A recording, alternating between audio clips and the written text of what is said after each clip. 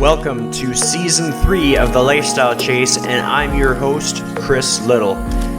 This podcast features high performers who have found a way to live their best life while balancing their health, wellness, friends, and family. To help this podcast grow, please share it on social media, rate 5 stars, tell your friends, and check out the past 140 episodes and counting.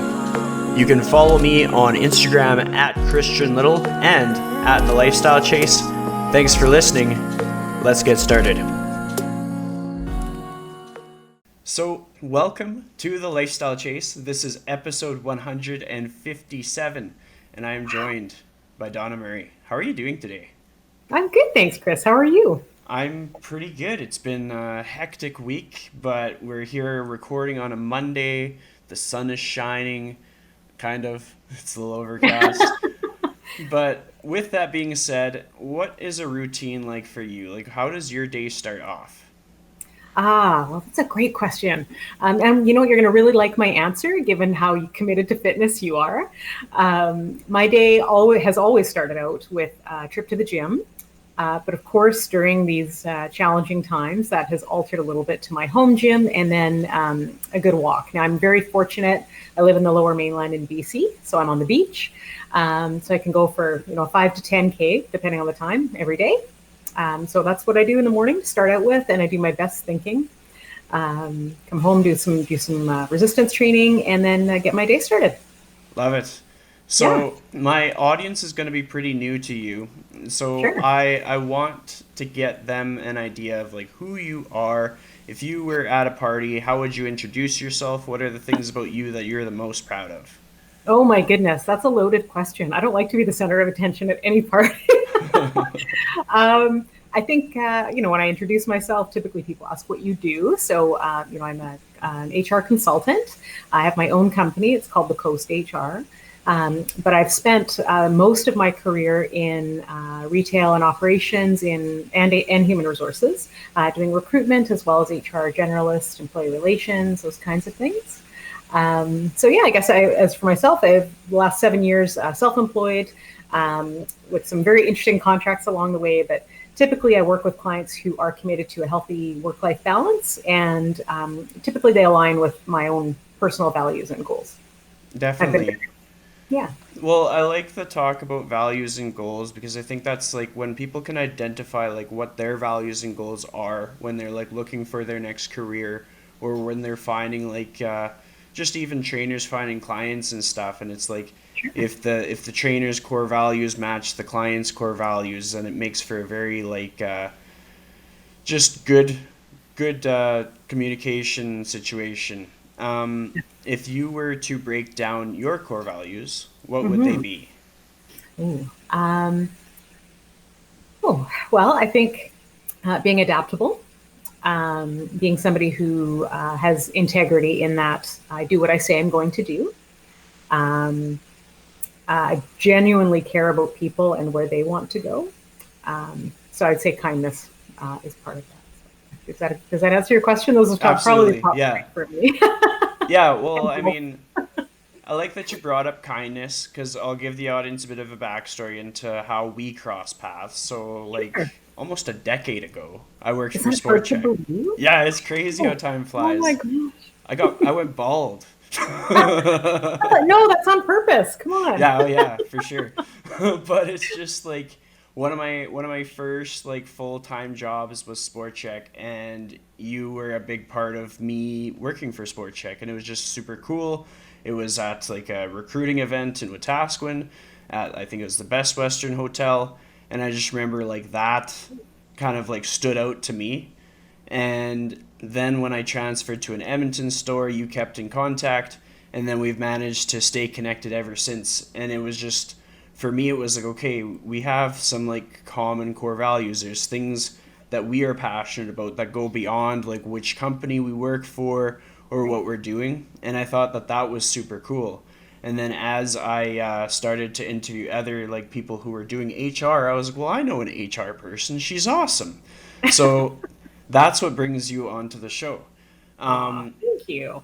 and I've always kind of wondered, like, was it that started your career off? What was like that light bulb moment that was like, okay, HR is the thing for me? Was there other jobs you did before you got into that, or how did that process go? It's a great question. So I started out my retail career in my very early teens, working for a windsurfing shop, doing all the grunt work that no one ever wants to do, like cleaning boards, telling people to come in when their time is up when they've rented equipment, all the things no one wants to do. But I loved dealing with people, always, all along the way. And then, as I got a little bit older, I worked for other retailers, other sporting retailers, became a manager, various, skier surf shops. And I loved building teams of people. And I loved the aspect of hiring and training and ensuring that people really loved what they did. So as a store manager or department manager, depending on where I was in my career, I had some accountability to do that in my job, but I also had I had a really unique opportunity to really find the right people and build those teams. And it's something I was recognized for. And I was working for a particular company at one time, and I was a store manager, and I had a team of 120 people that reported to me. It was a crazy amount of people. We were doing great sales numbers. The turnover was low, and everything was wonderful. And God, why is everything so great right now? Like, oh, it's all these wonderful people that work with me, and I'm so lucky. And obviously I've made some good hiring decisions, but we've really gelled as a group. And I thought, I think I'm good at this. So as I went along in my career, the things I did after that retail management job leaned a little bit more into the recruitment and training aspect. And I was extremely lucky. You mentioned that we both worked for Sport Check. I did a role that wasn't actually a role at Sport Check, and I was very lucky to get to pitch my idea for regional recruitment and training, and having somebody that worked closely with the managers to ensure that they had the right people in their stores. I got to pitch the idea and try it out in Western Canada for a few months. And it was successful, and it grew into a bigger role and actually became no longer a part of the operations team, but grew into a larger role in the human resources department for FGL Sports. And I don't work for them anymore, but that has continued, and those recruitment pieces have stayed in place. And I think it's been valuable to the stores. Takes a bit of pressure off of store managers having that support. And if you're able to have a good connection with your client group, which would be your store managers or your head office people, then again, having shared values and an understanding of what that hiring manager is looking for, it's been very beneficial, I think, for everybody to have that extra team member and help to build those successful teams. And that's what I've done. Definitely. Well, I think some things that stand out with that is like the word connection. It's something that comes up often.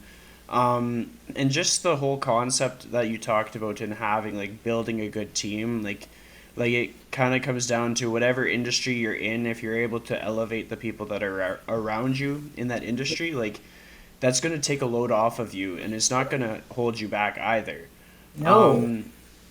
When it comes down to just like experiences that you've had in which it seemed like a tougher way to go about things, like how sometimes, like, well, with everything people want to take like the shortcut to get to their desired outcome. Right. Has there ever been a point in your career where it felt like it would be so much easier to take the shortcut to get the desired outcome, but it almost seemed like you had to support the people around you in order for you to reach your goal? Like, does that ring a bell for you at all? Yes. I don't know that it would be a shortcut that I would have taken, but when you report as a recruitment specialist, let's say in one of the roles that I've had, when you report to somebody, you're obviously accountable for certain results.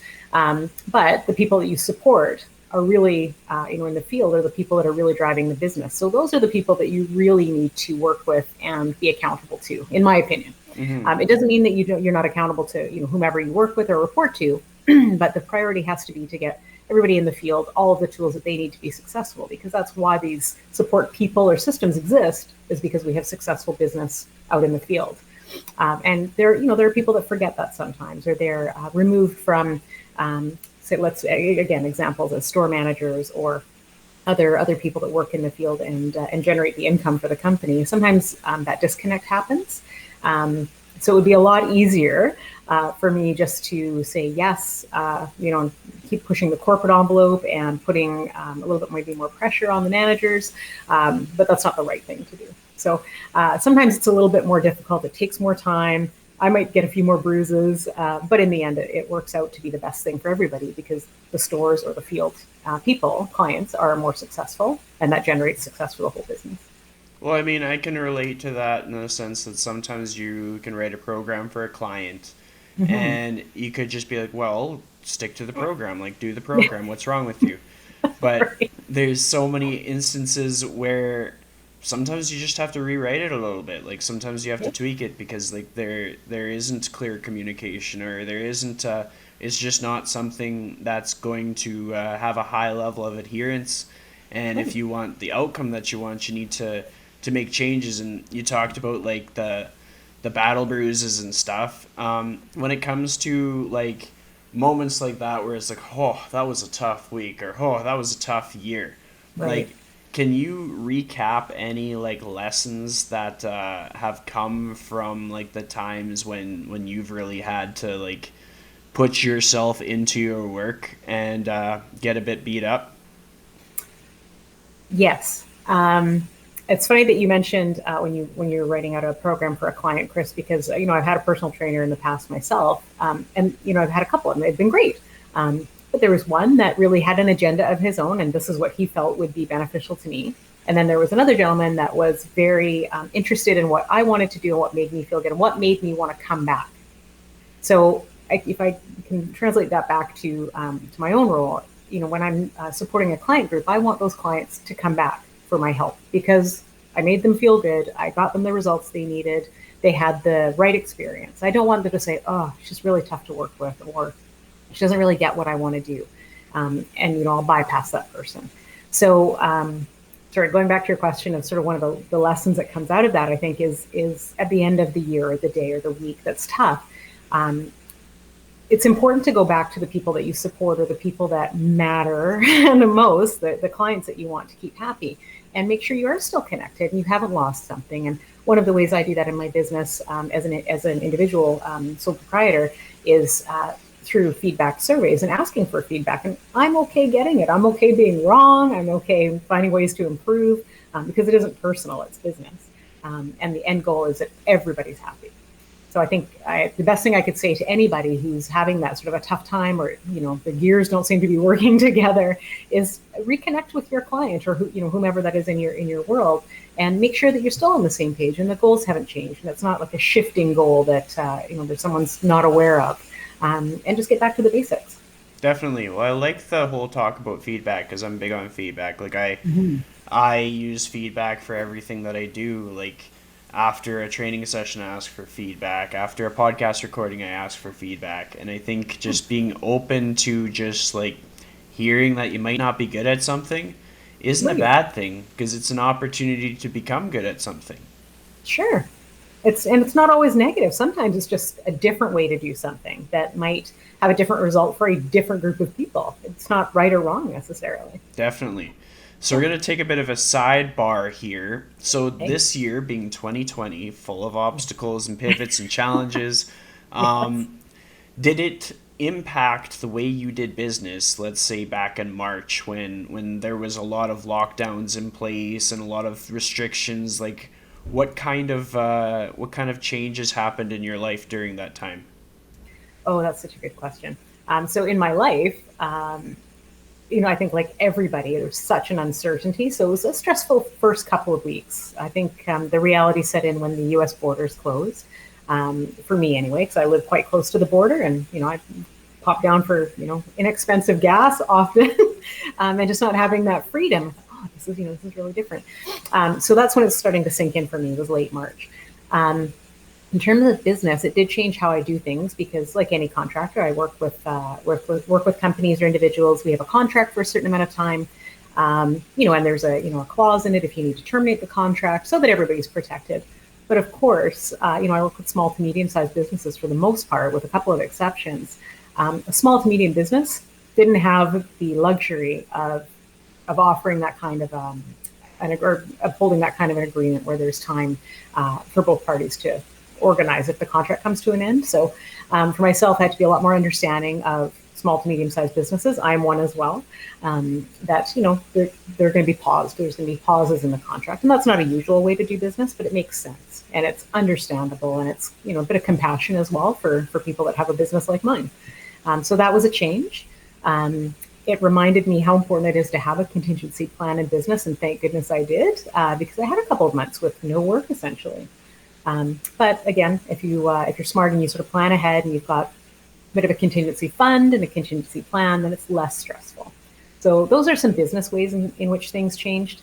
There are a number of people that were laid off or looking for work, not necessarily friends of mine, but people that were within my network, whether it be on LinkedIn or just past clients. Perhaps their businesses were no longer viable. So I actually volunteered my time quite a bit to help people and really help them network if they hadn't had to do it before, and how to connect with new people and new opportunities. I did a lot of resumes for people. I did a lot of LinkedIn profiles for people. And that was actually my gift back, because I was very fortunate to be able to weather that storm and get my business back to where it had been previously, and in fact, even better, which, knock on wood, I'm very lucky. Yeah. But I think that during those stressful times, it's important to give back to people that aren't necessarily having the same maybe run of luck, or did not have the same preparations possible for whatever reasons. And I think when we do that, it's how we learn and grow as business people and individuals, but it's also just the right thing to do when everybody's coming together to try and make things better. Yeah, well, I mean, I completely agree, and I definitely saw like a lot of different similar situations where people who were all right kind of needed to help people who were not as all right. Yes. And it's amazing how everybody's different skill set can complement the life of someone else. Like, you don't have to be at the top. You can be somewhere in the middle. And Sure. like you talked about resumes, you talked about networking, and those are two things that I think are pretty important to just about anybody who listens to this. When it comes to networking, and let's talk about LinkedIn specifically, because LinkedIn is kind of foreign to me. I don't know LinkedIn that well. Sure. What is the advice that you would impart on someone in genuinely networking on LinkedIn in a way that is meaningful, that can be impactful, and not just like blank, like connect, done, walk away kind of thing? Yeah. That's a good point. I mean, I have a lot of people that connect with me who I don't know, or we have one connection in common. And in some cases, if it's complementary business, then I would connect with that person. But typically, I'm looking for somebody that knows someone I know, and doesn't just know someone I know on paper, but it's someone I've worked with in the past, one of my primary connections.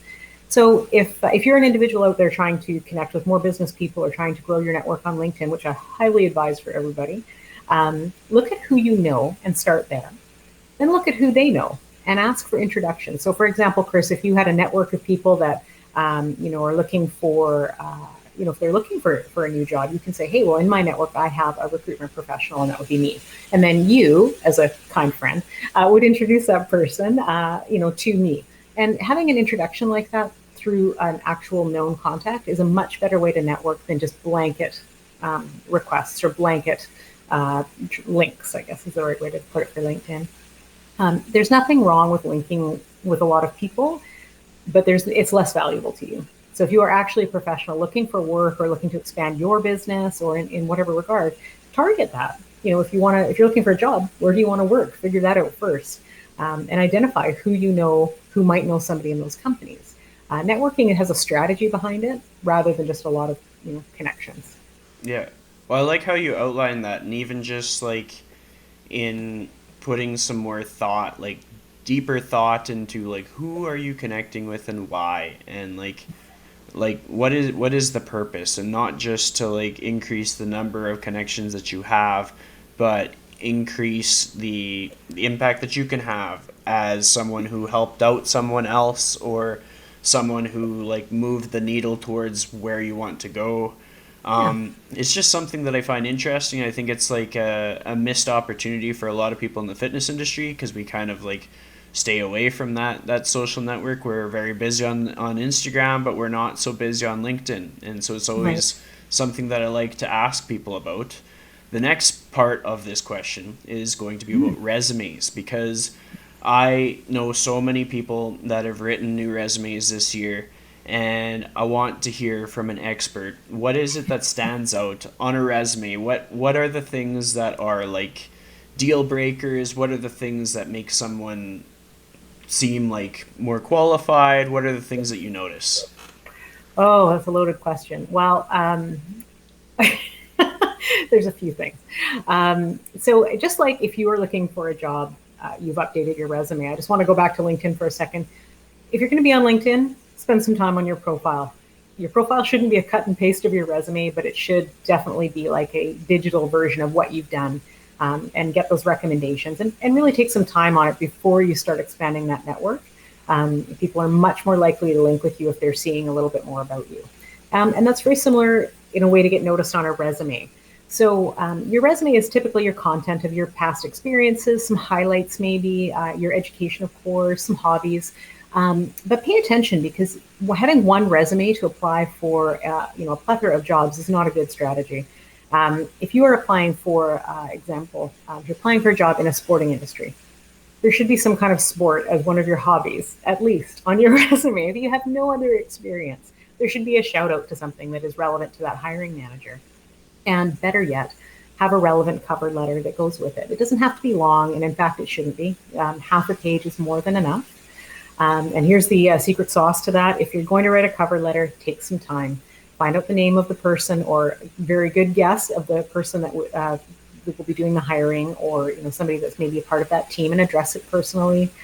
The language in a cover letter should reflect the job posting. So if you're responding to a posting for a job, the language should reflect what you've seen in that posting. So, for example, if there's certain buzzwords that are unique to that company, use them.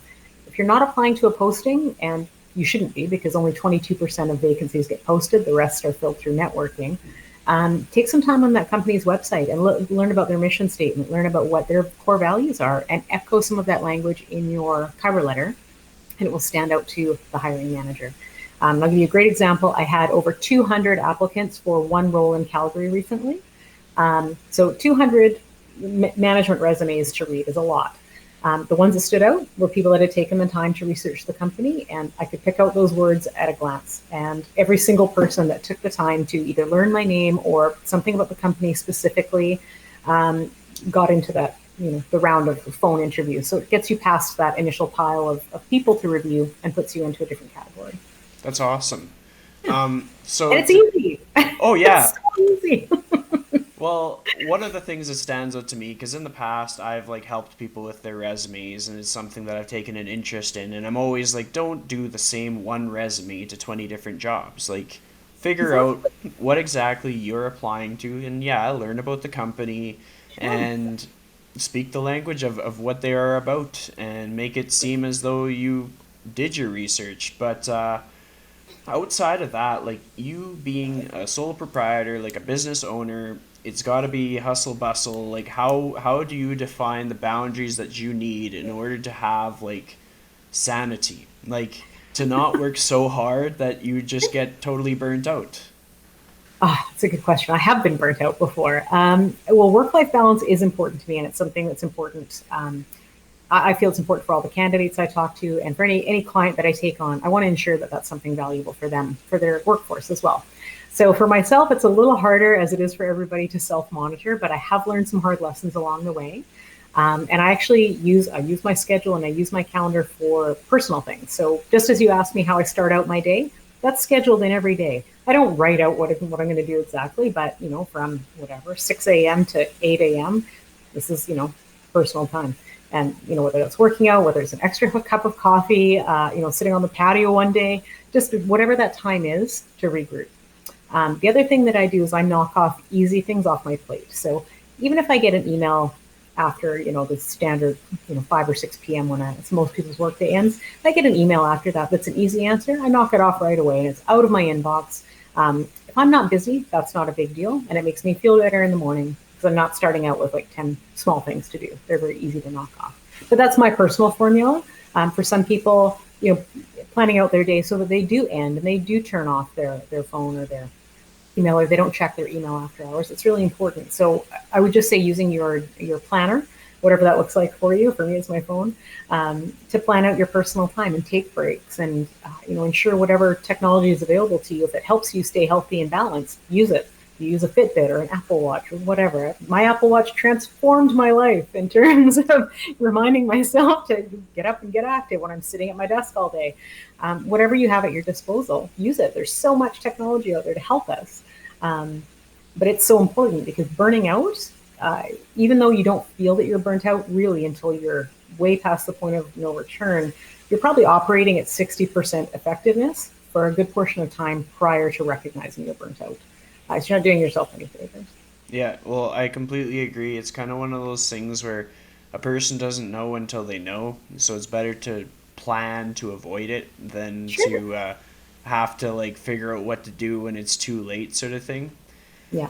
And definitely like having a schedule, and not just a schedule for meetings and appointments, but a schedule for the time block that you need for your downtime to ensure that it happens. It's kind of like when people are looking to start their fitness routine, even if they're not hiring a trainer, it's good to schedule your hour as to when you're doing it, as though you did hire a trainer, because otherwise if the time's not there, then you're probably not going to do it. Very true. Very true.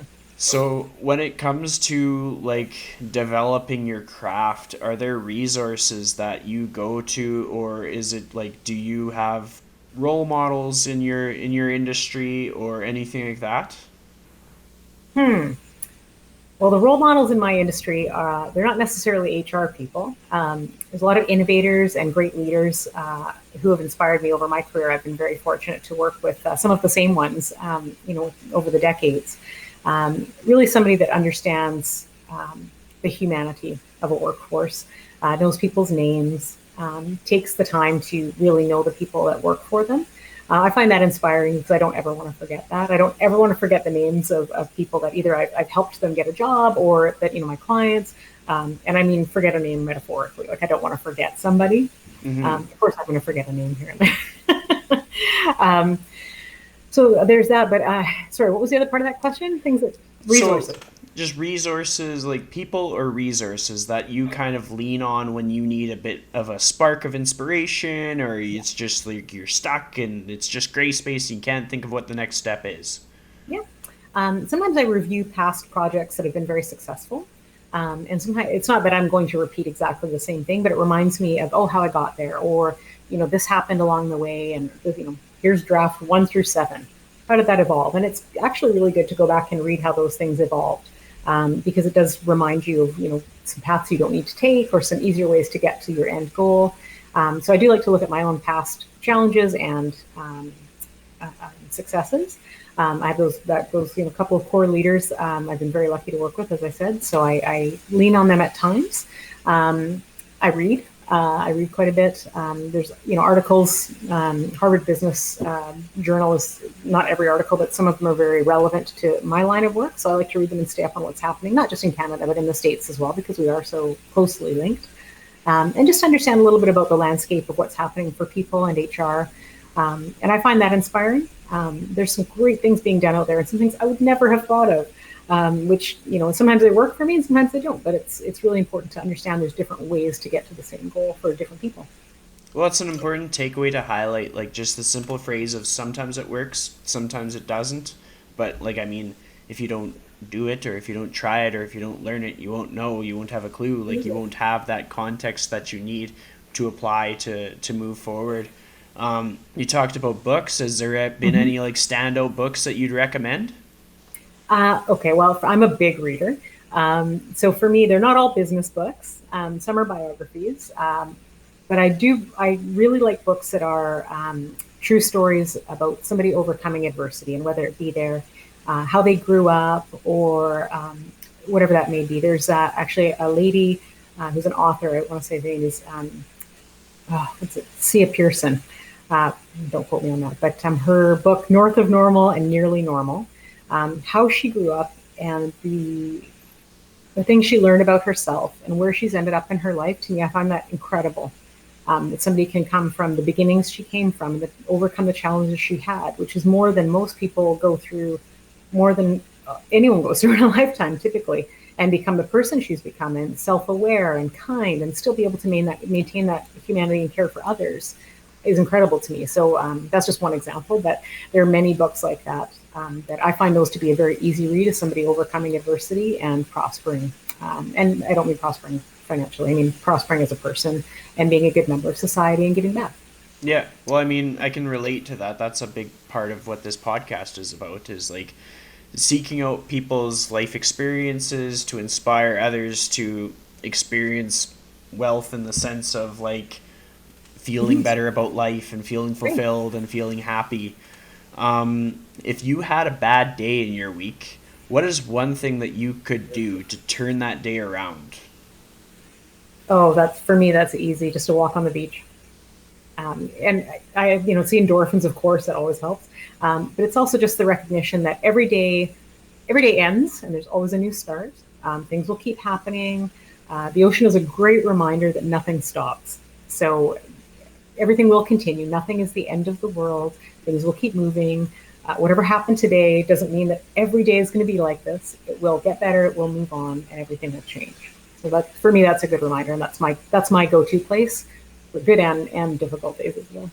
Definitely. Well, I mean, it's important to remember, and like people don't need to have oceans. They can have like the sunrise, the sunset. They Yeah. can have the moon. It's so Yep. many different things we can reference that remind us that like a bad day is just one fraction of what life is, and a bad year is just one fraction again. Yep. So we can move on, we can prevail, we can get stronger, we can have those comeback stories that people write books about. Are you someone that sets a lot of goals, like for your future years? Some. I try not to lock myself in too much because life changes, and my personal experience in life is that it has changed quickly and in ways I would never have imagined. So to lock myself in feels a little bit constraining to me. I kind of like to see what's ahead and where things are going, and be adaptable and be open to new change or to new adventures or new opportunities. However, I have some basic goals. So for me, I wanted to have my own business, and I wanted to be able to, to a degree, pick and choose clients who I felt reflected my own values, to make that a win for both of us. Right? They're definitely a win for the client, and certainly easier for me. So I've achieved that, and that's something I want to continue to do. Um, I have some other, personal goals that I make in my life, as far as, charitable things that I do. Animal welfare is really important to me. So, I like to make sure I do something for the animals every year. And I do those kinds of goals. And in terms of reading, I want to ensure that I keep up with reading. Even though this year was challenging, I felt it was difficult to focus sometimes. I think a lot of people felt that way in 2020. So there's some things that I make constant. So reading, doing something charitable that makes me feel good, ensuring physical health, making sure my physical health is looked after, and ensuring that I'm staying true to my business model. They're consistent goals, and I revisit those a few times a year just to make sure I'm on track. I have short-term goals like everybody else, like, I don't know, eat more spinach, but whatever it may be, drink less coffee. But I don't lock myself into really concrete plans very often. Doesn't work for everybody, but it's worked well for me so far. Well, I can totally understand that. It seems life has its ways of just like throwing you a curveball, making you change trajectories. Like in my fitness career as a trainer, I've worked out of three different gyms, and I would have never like expected. Oh yeah, three different gyms in the span of 2 years, of course. But that's just what life does, and Yeah, you figure out absolutely. how to move forward. But to kind of like add a layer onto that question, something that I've found valuable is in like tracking previous results to kind of make sure or ensure that you are making progress towards what could be a very flexible goal, but is a goal nonetheless. Do you find that in your business that you have like a tracking system or some routines towards that, or anything that kind of helps you moving in a progressive direction? I do. So, obviously, as a business owner, finances are a big piece of that. That's part of the reason people want to be self-employed, is, a little bit of flexibility, but also the financial aspect of it. So I definitely have financial goals every year, and I review the work that I've done to date. I review, where the costs are. I review how I'm doing business and how am I being profitable, but also competitive in the market. So that's something I do quite regularly. Um, and reviewing successes or reviewing clients, maybe that, maybe it wasn't a great match. The work was done, everything's positive, but maybe I know that this isn't something an industry I want to work in again, just because it's not fulfilling for me. And why work for yourself if you're not going to be fulfilled? So those are some of the things that I revisit and review annually, as well as, of course, the financial milestones to ensure that I'm profitable and on track for all of those, exciting things like retirement one day. But that's important, right? Those are important things to think about. And then as far as health, which is another priority for me, is I review stats of fitness and what I'm doing, and where I've had success, where I've had difficult days, and review what has brought me to those points. So for example, if I'm looking at the month of July, of course my outdoor activities were higher. It's beautiful outside, but what can I do that would make would mirror that success at different times of the year or different times of my life or whatever it might be. And you can use that in business as well. Where could I mirror that success going forward, or learn from the things that didn't work? Yeah, I like. Ask your question. Yeah, absolutely. Like, there's no such thing as an improper answer on this show. It's always going to be the right answer. Oh, but I just talk too much, Chris. No, you're good. You talked about mirroring, and it kind of like sparked an idea in my mind, just like a thought that I had that kind of like relates to a lot of things that I've seen both in training, in life, and business. And it's just like being able to transfer a success in one area that's totally unrelated and then apply it to an area that's struggling. And I know that I've found that when my training, like my own personal training in the gym, like my workouts are going really well in the gym, I tend to get like better ideas or almost more confidence in like my applications with business. And then on the flip side, like if my podcast is doing really well, if it's charting in a country or something like that, then that can translate over to maybe I feel more motivated to work out. With your career, have you ever had an instance that kind of caught you off guard where you had a win in one area and it just came at a good time and you were able to like mirror that over to another area that needed a bit more oomph? Or is that something that doesn't really spark anything for you? No, it's a good question, actually. Uh, yeah, I would say actually I had a good business win. I got a great client at the end of July this year, and it had been tough pandemic times for a couple months. So I was really pleased to be able to work with this client. And it just it changed my whole mindset. I'm pretty positive for the most part, but I think I had more stress and anxiety over what was happening in the world than I probably was allowing myself to realize. And I think as soon as that happened, I was really happy because I really loved the client, and it was lots of fun, and I was really pleased to get them and to get to work with them. And then I just found myself more motivated everywhere. So, I talk about working out or, just any kind of physical activity. While I hadn't stopped doing it, I just did it with a little bit more excitement, I guess, a little more spring in my step. And then it's sort of a cycle because when I'm out doing something physical or I'm at the gym doing something physical, I find it really clears my mind, and my best ideas come to me when I'm running or walking or kayaking or elliptical or whatever it might be. I'm not focused on any one thing, but some really great creative ideas come to me at that point. And that seemed to feed off each other. So the win of getting to work with this wonderful client, put a little more spring in my step personally, which made me a better person for the client, and it just kind of worked together like that. So that's sort of the most recent example I can think of, and it was a big adjustment. So end of July, I would say that was a really nice, a nice reminder that the year wasn't right off. Yeah. Well, Yeah. I think it's also a good highlight to have in a podcast, and also something that can kind of be tied to that whole burnout thing. Like something that I've thought about a lot as of late is like we only have so much energy, we only have so much capacity for certain things. And Right. so we almost have to ensure that one piece of the pie is that thing that like lifts us up. And it Yes. might mean that like less is more kind of concept, like where Mhm. maybe maybe we haven't taken on as much work and so we're not making as much money, but the work that we've taken on all makes us feel better, because all it takes is like one thing that feels like crap to make everything feel like crap. That's true.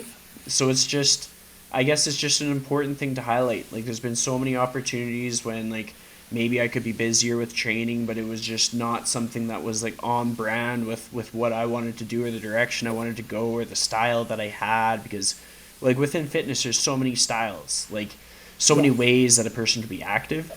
Hmm. And so I'm hoping that for anybody listening, they remind themselves that it's more important to find things that like align with your values and take it Hmm. slow than it Yeah. is to like grab onto everything out there that offers you any kind of incentive to do it because you're not going to be able to do it all. You can only No, pick a few no. things.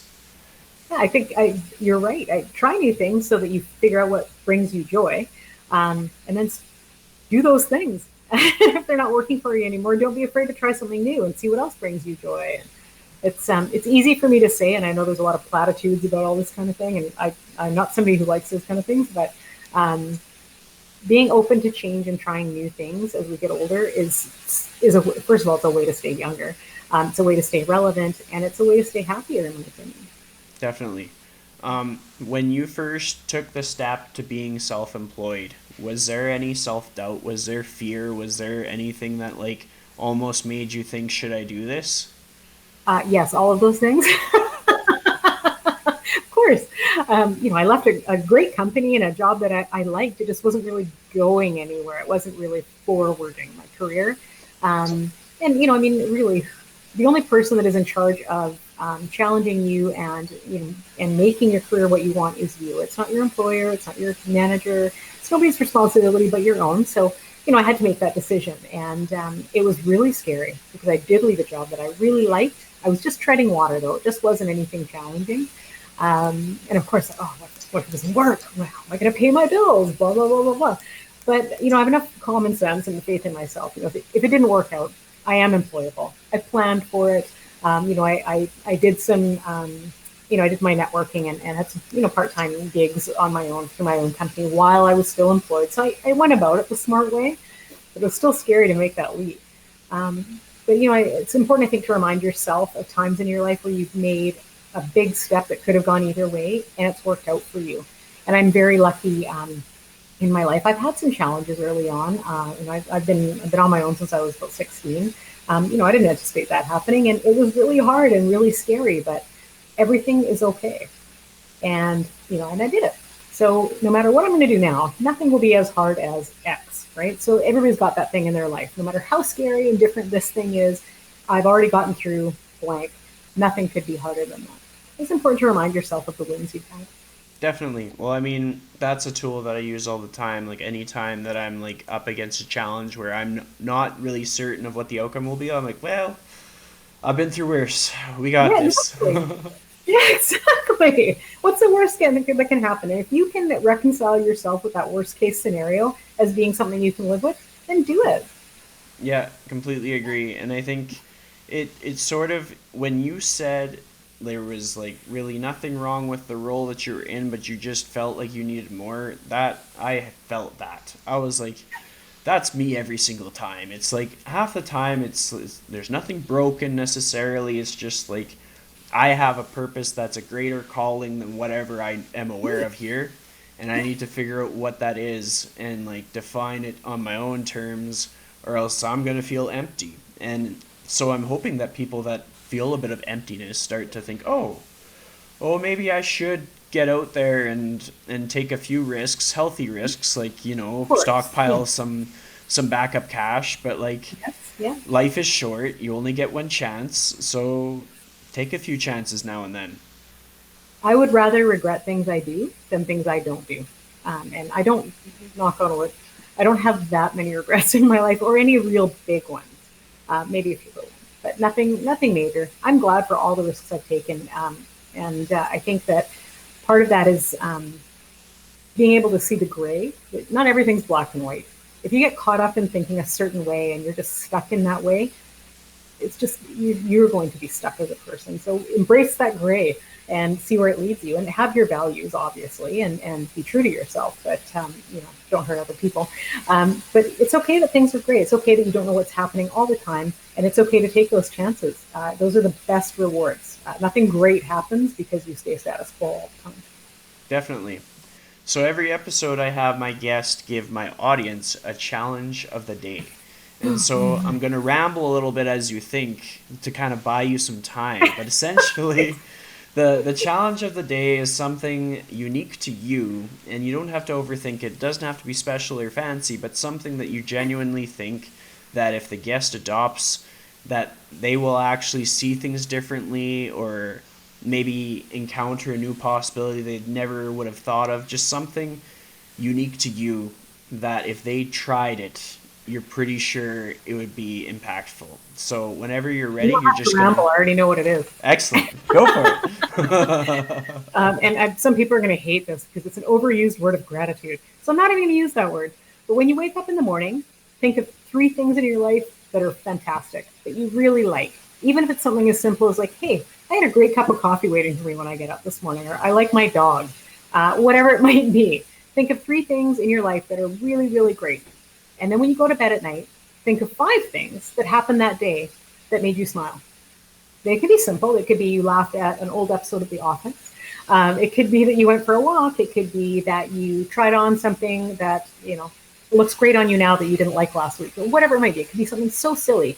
But if you can do that rule of 3 and 5 every day, and if you can do it every day for 3 weeks, which in my opinion, that's sort of how you create a habit, is that 3-week mark, it will change your outlook on your day. Because you're starting the day with positives and you're ending the day with positives, no matter what happened to you in that day. I can completely confirm this is absolutely true. Like, this is, well, it's one of the most underutilized simple things that people can do to get through really tough times, is to focus on the good, so that is front of mind. And when you have good things on your mind, you're most likely to come up with or attract more good things. Yeah. Like, a person who feels ugly and dark and cloudy on the inside is going to have a hard time finding the bright lights of the world. When self-fulfilling prophecy, right? Yeah. Absolutely. Like, when I get up, especially as of late, I've just been posting a picture of my coffee because I realized, like, in 2020, one thing that's always been there for me is coffee. Oh, and bravo. But it's just like the difference that it makes and the common ground that everybody has, because you bring out this community of people that all love coffee, and they're like, I love coffee too. And I'm like, yes, let's love coffee together. Maybe it will make my day. And I think when we're talking about gratitude, or again, overused word, but I mean, it's also really important to remember that we've won life's lottery. First of all, by being born in North America or living in North America. Look around the world for the most part, and Canada. We are very lucky to live here. If you can come up with nothing else in your 3 and 5 every day, you live in Canada. And no matter how difficult your life is or what trials and tribulations are happening, we all have them. There's a lot more for you here than 90% of the rest of the world. And it's important to remember that as well. Definitely. I mean, a lot of people forget what our backyard is, and it doesn't matter which province you're in. There's a lot of wide open spaces that a lot of people don't have. Yeah. Another thing that I'll ask you before we wrap this up is, this is another question that I ask all of my guests, and it's, if you could give one piece of advice to someone on how to live their life to the fullest in the most authentic way, what would that piece of advice be? Get out of your own way. Too often we put obstacles ahead for ourselves. Like, oh, what if this happens? Or, oh, this could happen, and this would be awful if this happens. Stop living in if. Take a chance. Be smart, but take chances. Try something new. Don't get caught in that way of thinking where you are your own worst enemy. It's so true, and I find myself doing it all the time, and fear is the true enemy of your happiness. We're all afraid of something, and I'm not suggesting that that's an unhealthy thing or that you're bad if you have fears. I have fears. But don't let it get in the way of living your life the way you want to live it. You're the only person that you have to please. So Totally don't be afraid agree. to take responses. Yeah. That was awesome. And with that, I would like to thank you for joining me on the show. So thanks so much for joining me, Donna. Thanks for having me. I was going to say, Chris, it has been a long time that we've known each other. And I, as you know, for my job when we worked together, I traveled all over Canada. And my favorite the provinces I spent the most time in, other than home BC for me, is Alberta and Saskatchewan. So my two favorite provinces in the West, obviously. So I just wanted to say thank you, because you're one of the reasons I always enjoy my trips to Alberta. Thank you.